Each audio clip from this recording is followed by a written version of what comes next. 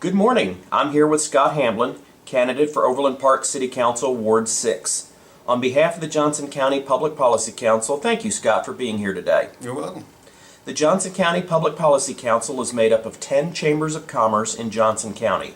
Our goal is to provide information about public policy issues impacting area businesses. Scott, are you ready to get started? Let's do it. In regard to economic development, it has been argued that incentives aren't necessary because development will occur naturally without them being offered. What is your opinion? Well, I think development will occur naturally depending on economic conditions.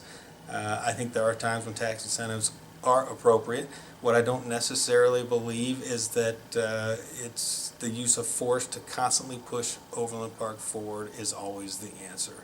I think one of the things you're going to hear a lot in this campaign is that tax incentives do not affect the general fund. I think that's simply not true, especially in the long run. I think today's unsustained project is tomorrow's blight, and there's no one to clean up the mess other than the taxpayers.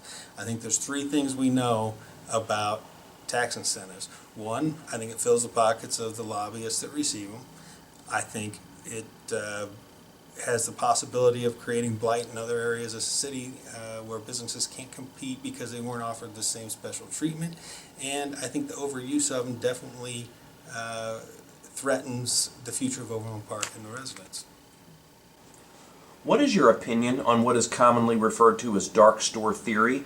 And what do you think Overland Park should be doing today, if anything, to prepare for rulings that favor the plaintiffs? Well, I personally think the dark store theory is more of a reality than just a theory, and it definitely poses a threat to the future of Overland Park.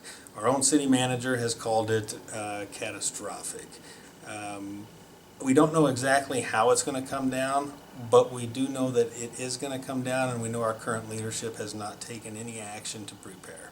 As for preparing, I really believe there's only one action to take, and that's to calculate our liability and begin to budget and plan for it. Absent that, there's nothing we can expect except extreme and immediate property taxes increases when it does arise. Housing affordability is addressed in Forward OP, and it's a topic of considerable discussion among employers. What do you think the city of Overland Park should be doing to address this problem? Well, I think affordable housing issue is a worthy cause. I also think it brings a lot of significant challenges. As a candidate of Ward 6, I have learned that it seems to be a bit of a different animal. Would I propose building apartment complexes next to estate homes in the southern portion of the ward? Absolutely not. I think housing prices can be a reflection of a healthy economy. I know people put a lot of wealth into their homes, and I would not propose any government action that would negatively affect the wealth of our residents. Does that mean there's nothing we can do? No, absolutely not. I think it needs to be a well thought out, well executed plan, and can't simply just be a knee-jerk reaction that puts the taxpayer responsible for providing the basic needs that the employers are not. In the short term, it appears we can keep our mill levy unchanged to meet current budget obligations. However, sluggish sales tax collections and increased demands on infrastructure from growth could necessitate a change. What are your thoughts on our current budget and the outlook for the future? Well, when it comes to mill levy, I think we're going to hear a lot more about that in the campaign also. Overland Park has the lowest mill levy in Johnson County. That's fantastic. I applaud that. However, the one thing you have to understand about the mill levy is it's artificial. We're currently outspending our revenues, so that's a mill levy that is not sustainable without a change in spending. The only conversation coming out of City Council right now is to take a increase of mill levy vote to the public. So we know where they're headed with it. Fortunately, I think there are options we can take with the budget that if we want to keep the mill levy remotely unchanged, we can do that. But those discussions need to happen now, and those actions need to happen now.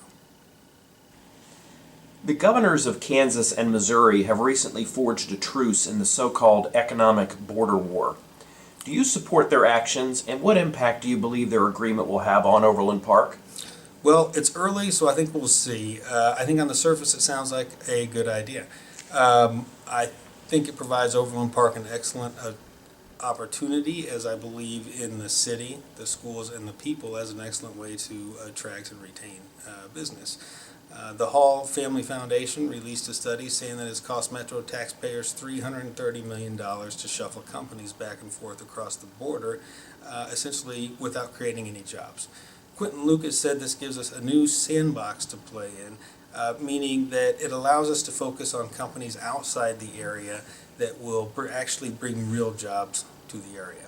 I think it's what it comes down to is having the right leaders that will address the current hurdles we face, and then I think it's possible that we can keep Overland Park as the most desirable place in the metro and the most attractive for local business.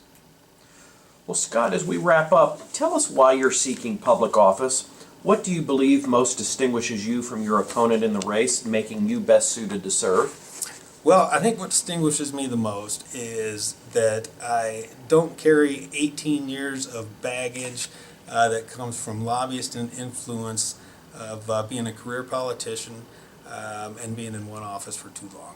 I bring a fresh perspective. I'm 100% free of any influence. I'm not beholden to any politician, and I'm simply doing this for the residents and the future of Overland Park. That's something I hope the voters can see. I hope they get out November 5th, and that's the best I can ask for. Well, we thank you for spending time with us this morning, and we wish you the best of luck with the election. Well, thanks for having me.